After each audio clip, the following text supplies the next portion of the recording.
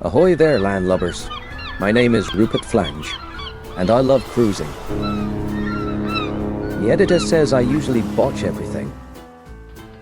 He might have a valid point there.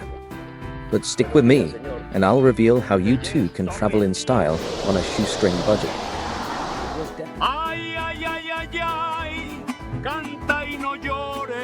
It was definitely a bad hair day for Mexicans.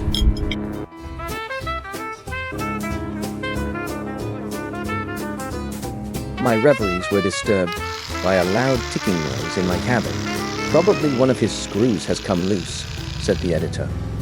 Cozumel would be the perfect place if I needed any more cheap dentistry in the future. We had to tender ashore in our ship's lifeboats.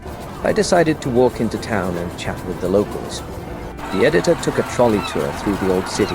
Sorry, I didn't catch that last part. Well, this has been a wonderful trip. It really has. Let's go see if the buffet is open.